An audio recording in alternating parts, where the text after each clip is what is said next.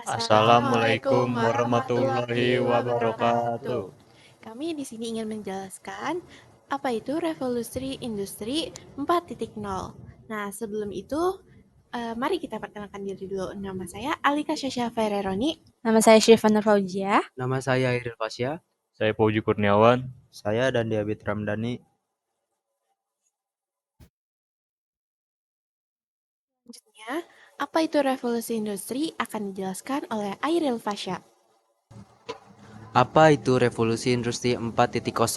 Revolusi industri 4.0 merujuk pada gelombang inovasi teknologi yang mengubah cara kita hidup, bekerja, dan berhubungan. Ini mencakup integrasi teknologi digital, kecerdasan buatan, big data, dan Internet of Things atau LOT dalam berbagai aspek kehidupan seperti manufaktur, layanan, dan administrasi.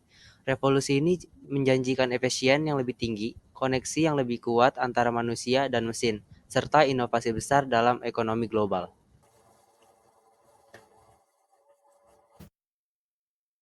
Selanjutnya, terdapat beberapa ciri-ciri revolusi industri 4.0. Yang pertama, konektivitas yang tinggi. Perangkat dan sistem terhubung secara online melalui Internet of Things (IoT), memungkinkan pertukaran data dan informasi secara real-time antara perangkat, mesin, dan manusia. Yang kedua, kecerdasan buatan atau AI. Penggunaan teknologi kecerdasan buatan untuk memproses data besar atau big data dan mengambil keputusan yang kompleks berdasarkan pola dan analisis. Yang ketiga, robotika lanjutan. Pengembangan dan penerapan robot cerdas dan otomatisasi yang lebih kompleks dalam berbagai industri dari manufaktur hingga layanan. Yang keempat, manufaktur aditif atau 3D printing. Penggunaan teknologi pencetakan 3D untuk membuat produk dengan menambahkan lapisan material secara bertahap berdasarkan mode digital. Selanjutnya ada kompetensi yang harus di-upgrade pada revolusi industri 4.0. Yang pertama ada kecerdasan buatan AI dan analisis data. Kemampuan untuk memahami konsep dasar kecerdasan buatan, pengolahan data besar atau big data, dan analisis data akan sangat berharga. Ini termasuk kemampuan dalam memahami algoritma, menginterpretasi data, dan membuat keputusan berdasarkan wawasan analitis. Yang kedua ada kemampuan teknologi. Memahami dan menggunakan berbagai teknologi digital seperti Internet of Things atau IoT, cloud computing, teknologi blockchain, dan lainnya. Pemahaman tentang cara mengoperasikan dan berinteraksi dengan teknologi ini akan menjadi kompetensi yang sangat dicari. Yang ketiga ada kreativitas dan inovasi. Mampu berpikir kreatif dan menciptakan solusi baru dalam menghadapi tantangan bisnis adalah kompetensi kunci. Ini sangat inovasi dapat membantu organisasi memanfaatkan peluang yang muncul. Yang keempat ada keterampilan soft skill. Keterampilan interpersonal seperti komunikasi efektif, kepemimpinan, kerjasama, dan adaptabilitas tetap penting dalam era revolusi industri 4.0. Kemampuan beradaptasi dengan perubahan dan bekerja dalam tim lintas disiplin juga akan sangat dihargai. Dalam revolusi industri 4.0 ini, tentu saja ada berbagai dampak. Yang pertama pada dampak di bidang ekonomi. Dampak yang paling terasa di bidang ekonomi adalah kemunculan banyak perusahaan besar, lapangan kerja baru, juga kota-kota industri yang kemudian mendongkrak perekonomian negara.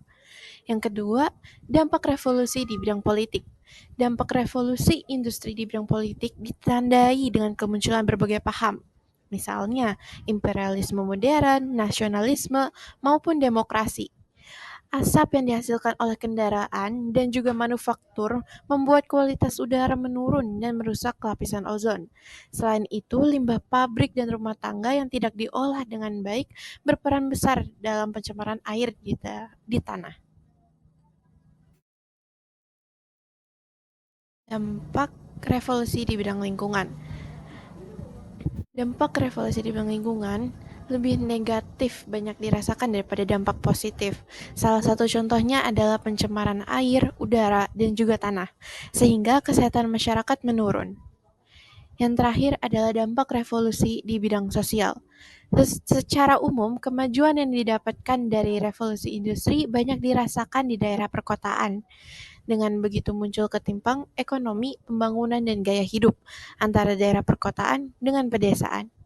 Pada akhirnya, ketimpangan ini membuat banyak orang pergi ke kota, mengadu peruntungan demi memperbaiki nasib. Walaupun kenyataannya tidak semua orang bisa hidup di perkotaan dengan biaya hidup yang mahal. Jadi bisa dikatakan revolusi industri secara tidak langsung berperan dalam meningkatnya angka kemiskinan. Tak cukup sampai di situ saja. Penggantian tenaga manusia dengan teknologi mesin dalam proses produksi membuat jumlah lapangan pekerjaan di beberapa industri menurun. Hal ini diperparah dengan sistem pendidikan yang tidak sesuai dengan dunia kerja, sehingga penyerapan tenaga kerja jadi kurang maksimal. Selanjutnya ada beberapa produk revolusi industri 4.0. Yang pertama ada pertanian modern. Dalam bidang pertanian, revolusi industri berperan menciptakan mesin yang dilengkapi artificial intelligence atau AI untuk mengukur populasi tanaman serta mendeteksi hama. Selain itu, ada juga mesin penyemprot robot dalam pertanian berpestisida. Bahkan sekarang sudah ada tanaman rekayasa biologis yang hasil panennya lebih besar, lebih cepat, serta lebih sehat. Selanjutnya, ada self-driving. Teknologi ini memanfaatkan teknologi mutakhir seperti kecerdasan buatan AI, machine learning, sensor, dan Internet of Things atau IoT untuk memungkinkan kendaraan beroperasi secara mandiri tanpa pengemudi manusia. Meningkatkan efisiensi transportasi, kendaraan self-driving ini dapat dioptimalkan untuk bergerak dengan lebih efisien sehingga dapat mengurangi kemacetan dan menghemat waktu di perjalanan. Mendukung industri baru, pengembangan dan penerapan kendaraan self-driving ini membuka peluang baru untuk berbagai industri seperti manufaktur, teknologi informasi, dan transportasi. Jadi, segitu saja informasi yang bisa kami sampaikan. Kalian masih bisa banyak belajar tentang industri 4.0 di internet. Semoga video